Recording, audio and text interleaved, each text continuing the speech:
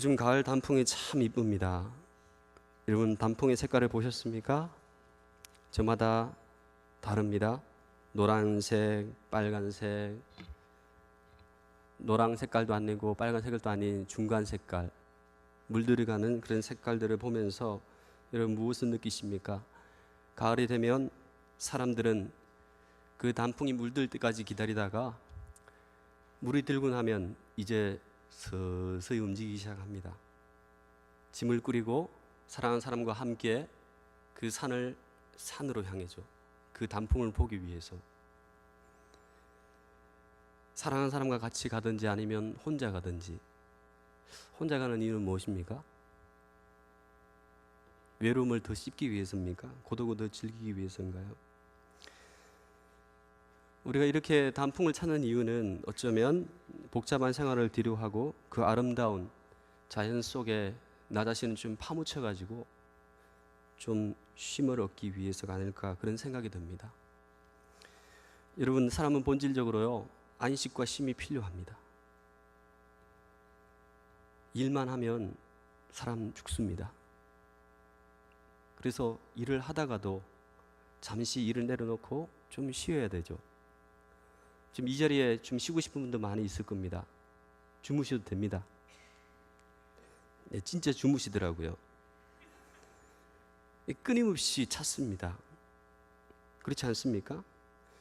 오늘날 같이 이렇게 바쁜 일상생활, 어쩌면 더더욱 우리가 이런 생활 속에서 더 쉼을 찾고 우리가 갈망을 합니다.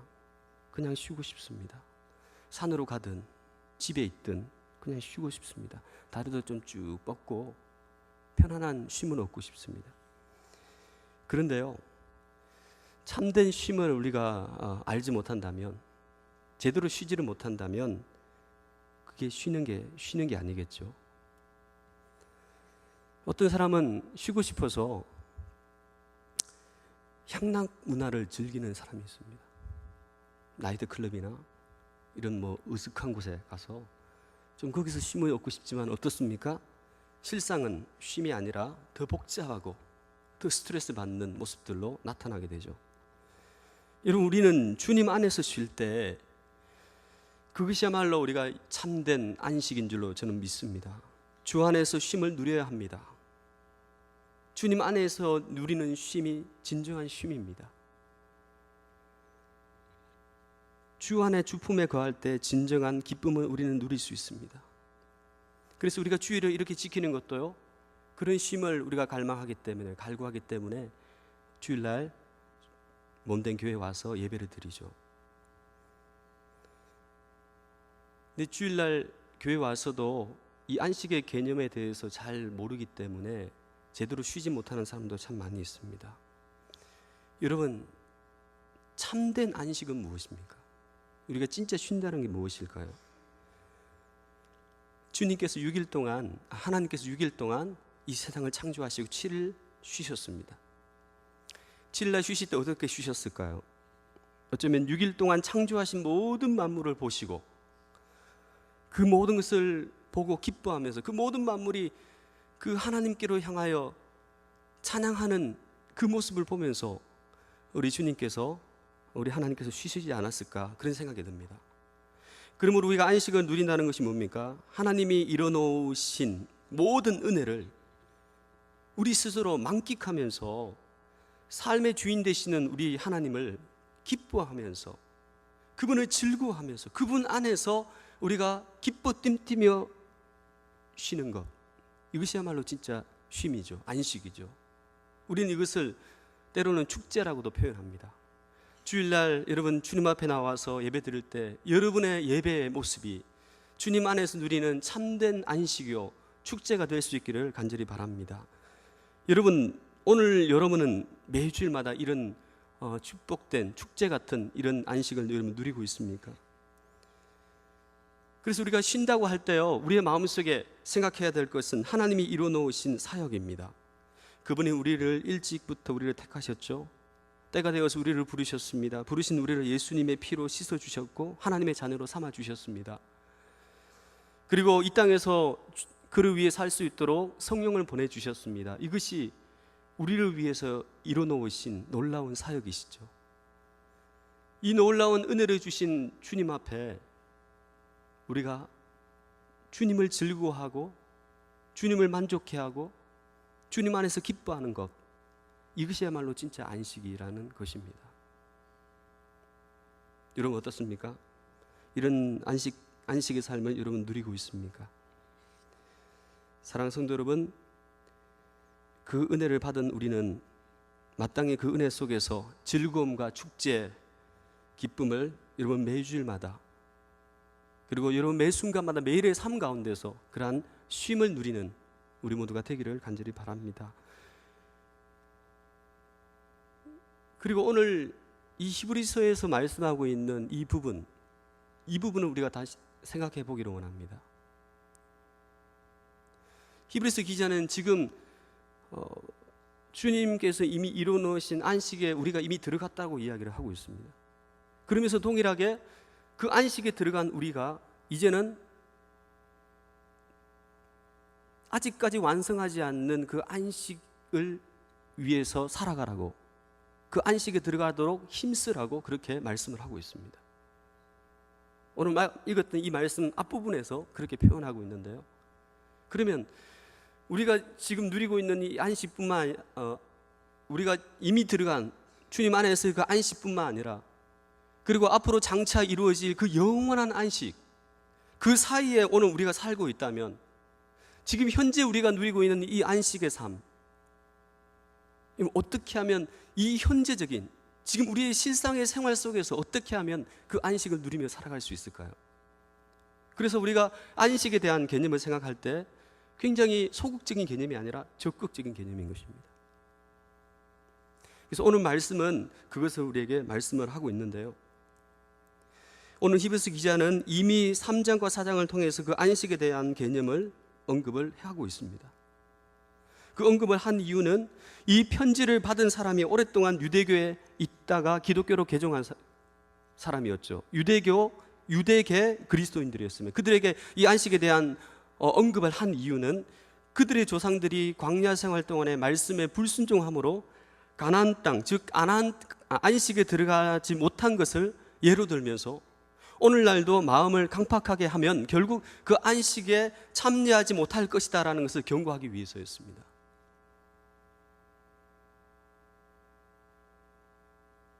그러니까 이미 안식이 주어진 그리스도인도 이 땅 가운데서 하나님의 말씀대로 살지 못하면 결국 하나님 누린 안식을 누릴 수 없다라는 것을 말씀한다라는 것입니다. 여러분, 유대계 그리스도인들에게 어떤 문제가 있었습니까? 그들은 예수님에 대한 믿음과 그리고 기독교의 기본적인 지식을 가지고 있었습니다. 분명한 믿음이 있었습니다. 그럼에도 불구하고 여러 가지 이유로 그들은 다시 유대교로, 다시 과거로 돌아가려고 했다는 것입니다. 그것이 그들의 문제였습니다. 지금 히브리서 기자는 그것이 너무나 안타까운 것입니다. 왜 예수님을 믿고 이 땅 가운데 예수님이 주시는 그 풍성한 축복과 안식을 이 땅에서 누릴 수 있는데 왜 그 믿음의 그 놀라운 위대함들을 누리지 못하고 다시 유대교로 다시 돌아가려고 하느냐 이 말입니다. 그러니까 히브리서 기자는 너무나 안타까운 것입니다.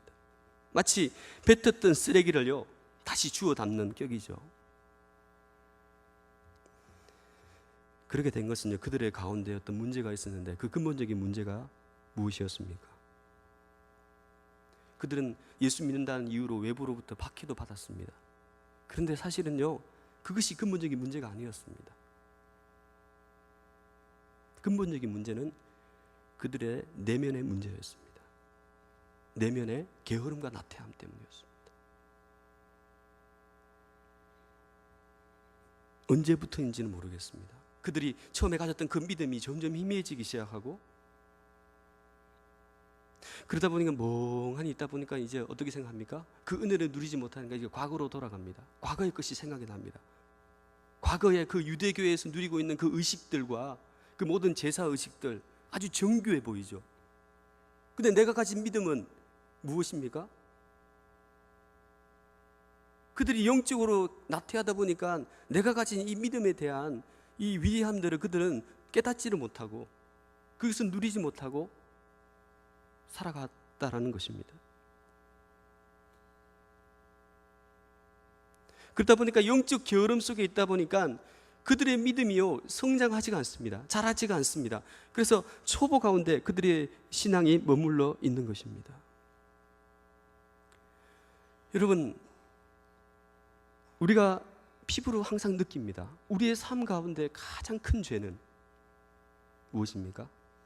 게으름입니다. 게으르고 나태한 거죠. 그것으로 하나님이 주신 은혜를 우리가 충분히 누리지 못하고 살아간다는 것입니다. 오늘 말씀 보니까 12절에 때가 오래되었으므로 이렇게 표현하고 있죠. 때가 오래되었으므로. 그러니까 시간이 많이 지났어요. 근데 그들은 영적인 게으름 때문에 말씀의 그 초보적인 그 지식에 그들은 머물러 있었다는 것입니다. 그 초보라는 것은 6장 1절과 2절에서 언급된 회개라든지 믿음, 세례, 부활, 심판 이런 것들을 말합니다. 거기에만 머물러 있었던 것입니다. 더 이상 깊은 신앙으로 나아가지 못했다는 거죠. 그들은 마음 가운데 믿음의 회의감이 들었습니다. 내가 가진 이 믿음이 뭐냐? 믿음이 약해지면 마음 가운데 두려움이 찾아옵니다. 어디에 대한 두려움이요? 외부 세력에 대한 두려움이 나의 가운데 찾아오게 되죠. 그리고 그 신앙이 흔들리게 되어 있습니다. 근데 여러분, 제가 처음에 말씀드린 그 안식과 그리고 이 말씀, 하나님의 말씀, 안식과 이 말씀이 어떤 연관이 있습니까? 우리가 이것을 좀 고민해 봤으면 좋겠는데요. 4장 11절에 보니까 그러므로 우리가 저 안식에 들어가기를 힘쓸지라고 그렇게 말씀을 하고 있습니다. 그 이후에 12절과 13절에서 이제 하나님의 말씀에 대한 언급이 갑자기 등장을 합니다. 마치 아무런 관련이 없는 것처럼 보이는데 이것이 연결되어 있는 것을 우리가 확인하게 되는데요. 그것은 하나님의 말씀이 우리의 내면에 게으르고 단단하고 완악한 그런 부분들을, 불순종의 요소들을 드러내주고 밝혀내주고 그 다음에 그것을 수술해 준다는 그런 의미겠죠. 여러분, 하나님의 말씀에는 이런 능력이 있다는 거죠. 그래서 안식에 들어가는 것과 이 땅에서 현재적으로 우리가 주님이 주신 그 안식을 누리는 것과 하나님의 말씀과는 굉장히 연관이 되어 있는 것입니다. 여러분, 하나님께서 우리에게 무엇을 바라실까요? 이미 예수 믿어서 안식에 들어간 우리가 이 땅에서 어떻게 살기를 바라실까요? 영원한 그 하나님의 안식이 우리에게 주어져 있습니다. 장차 예수 그리스도께서 이 땅에 오실 때 그 영원한 안식을 우리는 안식의 자리로 들어가게 될 것이고 우리는 완전한 안식을 누리게 될 겁니다. 그럼 이 땅에서의 삶은 무엇입니까? 바로 그것입니다. 하나님께서 우리에게 요구하시는 것은 그 영원한 안식의 삶을 이 땅 가운데서 우리가 누리기를 바라고 계시는 것입니다. 현재적으로 이 땅 가운데서 고난이 있고 아픔이 있고 어려움이 있는 이 세상 가운데서 시시때때로 하나님께서 우리에게 주시는 은혜 가운데 우리가 안식을 누리기를 기뻐하신다는 것입니다. 그런데 그것은 그저 이루어지는 것이 아니라 오늘 말씀 보니까 뭐예요? 예리한 하나님의 말씀에 대한 순종을 통해서 이루어진다는 것입니다. 그러려면요, 말씀의 초보적인 부분에 머물러서는 안 됩니다. 초보적인 부분에 머물러 있으면 우리는 순종의 자리까지 나아가지 못합니다. 초보적인 지식 속에 있으면요, 우리는 너무나 약하고 세상에 너무나 약하고 나 자신에게 너무 약합니다. 이런 초보적인 지식에 머물러 있는 사람을 향해서 젖먹이 어린아이라고 표현하고 있습니다. 여러분, 우리 자신 한번 생각해 보십시오. 참 이 오후에 잠도 싹 오는 이 시간에 우리 자신 한번 생각해 봤으면 좋겠습니다. 나는 지금 어떤 지식에 머물러 있는지요. 사랑하는 성도 여러분, 진정 참된 안식을 여러분 원하신다면 6장 1절에 말씀하신 대로 이 초보적인 단계를 우리는 빨리 벗어나야 됩니다. 마땅히 그렇게 해야 합니다. 안 그러면 유대 그리스도인들처럼 우리는 아주 약한 자가 될 거예요. 세상 속에서 힘을 발휘할 수 없는, 마치 이빨 빠진 사자와 같습니다. 얼굴은 그리기는 한데 겉으로 보기에는 그리스도인 것처럼 보이는데 세상 가운데서 아주 무기력한 모습으로 살아가게 된다는 것입니다. 우리 한번 따라해 보겠습니다. 초보티를 벗읍시다. 다시 한번 더 초보티를 벗읍시다. 다시 한번 더 젖을 끊읍시다. 젖을 끊읍시다. 여러분, 아기에게 계속 젖만 먹이면 어떻게 되는 줄 아십니까? 아이에게 계속 젖만 먹이면요, 나중에 질병이 찾아옵니다. 자꾸 병원 가야 돼요. 병원 자주 가야 돼요. 왜요? 면역성이 약해지니까요. 젖을 끊고 이유식을 해야 되잖아요. 이유식을 하지 않으면 이 아이는 계속 병을 안고 살아가게 되어 있습니다. 면역성이 약하니까요. 여러분, 부모의 마음이 어떻습니까? 빨리 이 아이가 이 젖을 끊고 이유식을 해서 빨리 밥을 먹기를 원하는 마음이 부모의 마음이에요. 그렇다면 하나님의 마음은 어떨까요? 똑같습니다. 오늘 우리를 향하신 하나님의 마음도 똑같습니다. 우리가 젖을 끊고 이제는 주는 밥만 먹지 말고요, 주는 젖만 먹지 말고 이제는 스스로 먹을 수 있는 그런 단계에 이르기를 원하고 계신다는 것입니다. 이것이 뭡니까? 이것이 바로 안식에 들어가는 첫걸음이라는 겁니다. 아이가 자라고 커서 장성해서 스스로 결정하고 독립적으로 살 때, 그때야말로 이 아이는 참된 안식의 자리로 가는 것입니다. 계속 어린 아이의 상태에 머물고 있다면 이 어린아이의 상태를 보고 어떻게 이 아이가 안식을 누린다고 말할 수 있겠습니까? 그 아이는 엄마 품에 있습니다. 엄마 품에 있어서 안식을 하는 것 같지만은 실상 그렇지 않습니다. 성장할 때 진정 안식을 누리는 것입니다. 따라합시다. 성장할 때 진정 안식을 누리는 것이다. 여러분, 이 안식은 성장하는 사람에게 이루어지는 것입니다. 14절에 보니까 장성한 자라고 표현하고 있습니다. 우리는 어린 아이인가요? 아니면 장성한 사람입니까? 장성한 사람은 어떤 사람입니까? 앞에서 말씀드린 대로 젖이 아니라 밥을 먹는 사람이겠죠. 밥은 무엇입니까? 바로 오늘 말씀 보니까 의의 말씀을 경험하는 것. 밥을 먹는다는 것은 의의 말씀을 경험하는 것을 말합니다. 말씀 안에 있는 깊은 그 은혜를 내가 캐내어서 그것을 먹고 즐기는 자를 말하는 것입니다.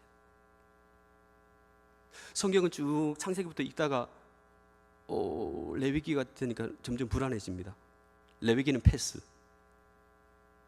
조금 어렵다 싶은 거는 조금 빨리 지나가고, 조금 쉬운 부분은 조금 집중하고, 조금 어려운 부분 나오면 또 빨리 지나가고, 무슨 뜻인지는 잘 모르지만 애매하지만은 그냥 지나가 버리는, 바로 이런 모습이죠. 장성한 자는 어떤 자입니까? 13절 말씀처럼 의의 말씀을 경험한 자, 14절에 지각을 사용하는 자, 연단을 받는 자, 선악을 분별하는 자라고 말씀합니다. 지각이라고 하면 감각기관을 말해요. 보고 듣고 느끼는 것, 맛보는 것, 이런 것을 말하죠. 진리를 분별하는 능력을 말하는 것입니다. 그것을 통해서 우리가 연단을 받습니다. 훈련을 받습니다. 단련이 되는 것입니다. 그래서 선악을 분별하는 능력이 생기는 것입니다. 바로 이것이 말씀의 능력인 것입니다. 이것이 의의 말씀을 경험하는 것입니다. 말씀이 경험되어지는 것은 그 말씀이 살아서 움직이기 때문에 말씀이 경험되어지는 것입니다. 그래서 우리가 힘들고 어려울 때 주의 말씀을 펼쳐서 읽다가 은혜를 받는 것입니다. 그 말씀이 내 마음 가운데 가슴에 부딪히게 되고, 하나님이 나에게 위로를 주셔서 내가 눈물을 흘리며 다시 주님 앞에 고백을 하게 되는 것입니다. 결단을 하는 것입니다. 여러분, 하나님의 말씀이 우리를 얼마나 지혜롭고 능력 있게 만듭니까? 그 말씀에 우리가 지배를 받게 되면요, 우리는 우리의 삶 가운데는 두려움이 없습니다. 마음의 평안함이 찾아오고 우리는 강해집니다. 죄악하지 않습니다. 주님의 일을 할 수 있는 능력이 우리에게 주어집니다. 여러분이 날마다 이 말씀을 통해서 훈련받을 때 이런 모든 하나님의 축복을 이 땅 가운데서 우리가 누리게 되는 것입니다. 이것을 우리는 안식을 누린다라고 표현하는 것입니다.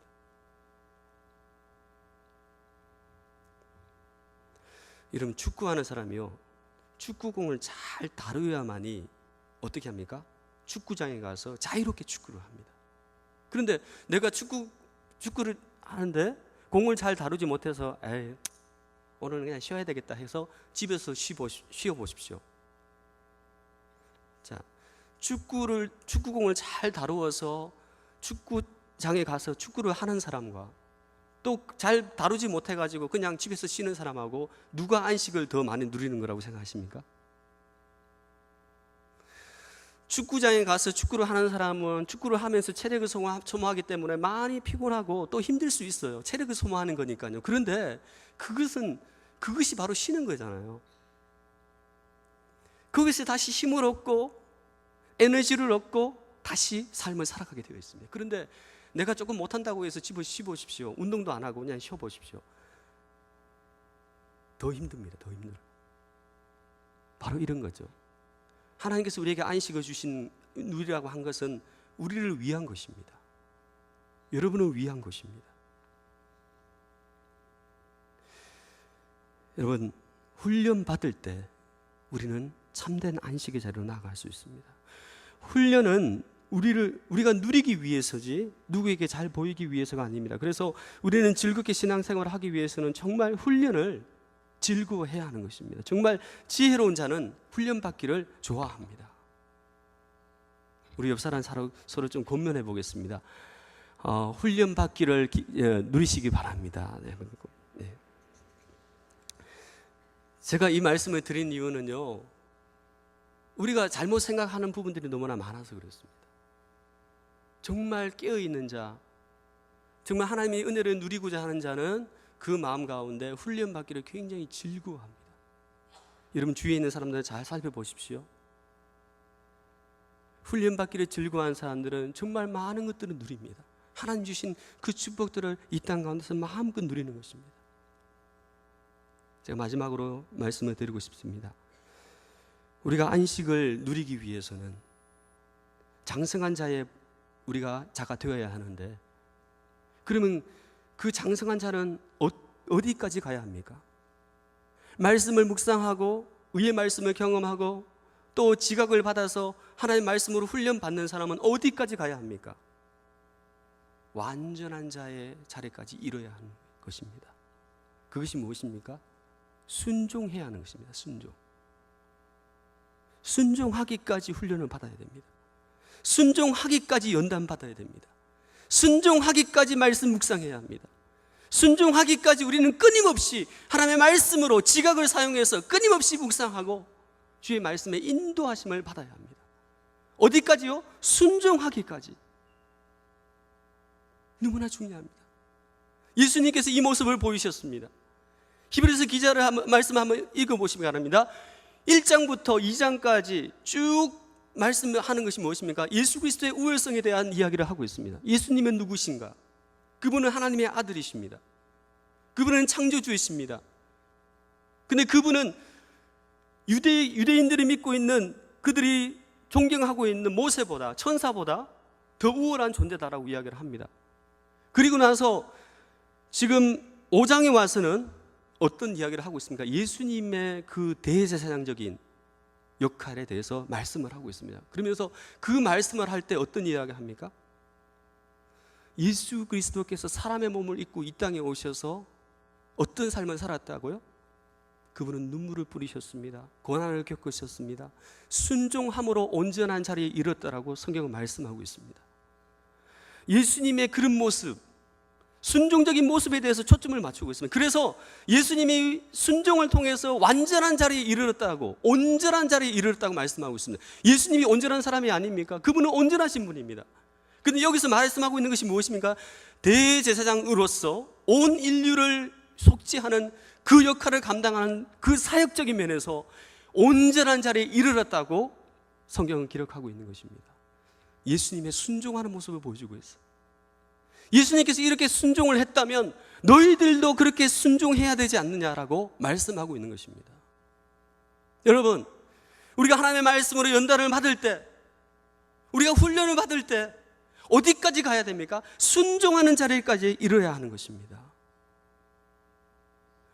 그 말은 무슨 뜻입니까? 우리의 삶이 중요하다는 거예요. 삶. 예수 그리스도와의 그 인격으로 말미암아 누리는 우리의 삶을 말하는 것입니다. 지식적인 알미 아니라 바로 우리의 삶으로 말미암는 순종, 그것을 우리에게 말씀하고 있습니다. 여러분, 우리가 느끼잖아요. 우리가 순종하는 자리까지 가지 않으면요, 우리는 지식에 머물 수밖에 없고 관념적인 지식 속에 갇혀 있을 수밖에 없어요. 그리고 우리의 신앙이 얕아질 수밖에 없어요. 번지르르한 그냥 껍데기 신앙인으로 살아갈 수밖에 없습니다. 속이 비어 있어요. 깊은 단맛의 은혜를 우리가 누릴 수가 없습니다. 이 목사인 저 자신조차도 그렇게 될까 봐 조금 두렵습니다. 아직도 저 안에요, 그런 어떤 얄팍한 생각을 할 때가 참 많습니다. 그냥 여기까지만 하자. 그냥 막 너무 지쳐 있고 너무 힘드니까 그냥 여기까지만. 순종하는 까지 가야 되는데 거기까지 가는 용기도 안 나고 힘이 없어요. 그래서 사실 누군가가 저에게 무엇인가를 지적을 해도요, 저는 할 말이 없습니다. 여러분, 그리스도께 복종하지 않는 어떤 지식이든지 자랑하지 않기를 바랍니다. 죽은 지식이니까요. 보통 성경에 있다 보면 남이 알지 못하는 사실을 깨닫게 됩니다. 그럴 때는 정말 무릎을 탁 치면서, 이야, 정말 놀랍다, 하나님 감사합니다, 정말 달고 답니다, 송이꿀보다 더 단맛입니다. 우리가요, 말씀을 묵상할 때 이런 은혜를 깨닫습니다.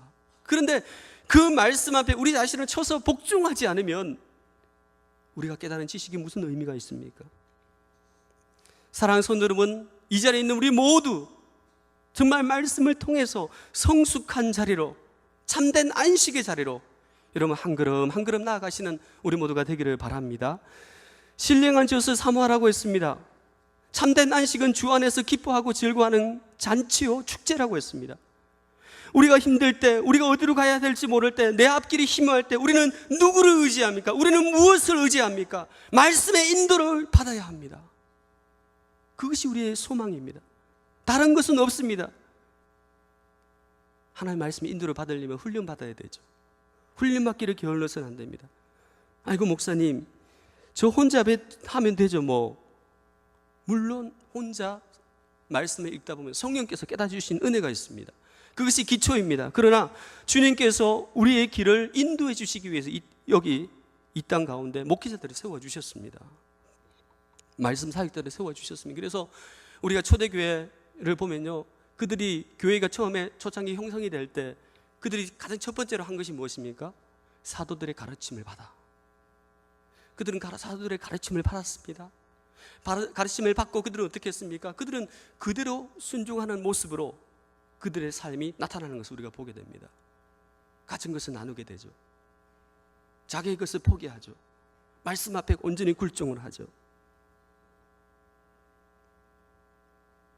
한번 따라하겠습니다. 순종하기 위해 훈련 받아야 한다. 여러분의 순종하는 기쁨을 누리기를 바랍니다. 이것이 기독교의 핵심입니다. 안식은 이미 우리에게 주어졌습니다. 주님은 오실 날까지 우리가 이 땅에서 누리는 안식, 그냥 가만히 있는다고 되는 건 아닙니다. 어떻게 해야 합니까? 깊은 묵상과 그리고 순종을 통해서 그 일들이 이루어지는 것입니다. 많은 사람들이 아이고 쉬고 싶어요, 정말 안식을 누리고 싶어요, 그렇게 말들 합니다. 그런데 그분들이 말씀의 자리로 나아가지 않는다면, 말씀을 통한 깊은 그 은혜의 샘을 맛보지 못한다면 그들은 그것을 누릴 수 없을 것입니다. 사랑하는 성도 여러분, 말씀 안에서 날마다 안식을 누리는 축복이 있기를 간절히 바랍니다. 그래서 저는요, 여러분에게 큐티를 권유합니다. 제가 오늘 설교한 이유가 큐티를 하라고 말씀드리기 위해서가 아닙니다. 큐티를 권유드리는 것입니다. 큐티는 매일의 삶 가운데서 하나님과 동행하는 법을 배우게 됩니다. 그냥 단순한 지식으로 우리가 살아가는 것이 아니라 하나님의 말씀이 이끄시는 대로 우리가 살아가는 것을 고백하는 것이 큐티입니다. 큐티의 삶을 사시기 바랍니다. 우리 옆사람 좀 고민하겠습니다. 우리 같이 큐티 합시다. 시작. 예. 지식에 초점이 맞추어지면 지식만 쌓고 머리만 커집니다. 비판력이 발달합니다. 그러나 변화에 초점을 맞추면 변화가 일어납니다. 겸손해집니다. 순종적입니다. 평안이 찾아옵니다. 부를 것이 없습니다. 하나님이 나와 동행하기 때문에. 이 말씀만 붙들고 있으면 나는 흔들리지가 않습니다. 여러분, 말씀의 은혜를 날마다 경험하시는, 의의 말씀을 경험하시는 여러분 되시기를 바랍니다. 순종하는 자리까지 가기까지. 어떤 분이 그러더라고요. 너무 복잡하고 막 괴로워 죽을 것 같았는데, 너무나 힘들었는데 어느 날 아무 생각 없이 그냥 성경을 딱 펼치고 말씀을 읽기 시작하는 그 순간부터 하나님께서 나에게 길을 제시해 주시고 나에게 평안함을 주셨다라고 그렇게 말씀을 합니다. 사랑하는 성도 여러분, 깊어간 이 가을 참된 안식을 찾는 여러분 모두에게 하나님의 이러한 말씀을 통한 은혜가 여러분의 개인의 삶 가운데 충만하게 임하시기를 간절히 바랍니다.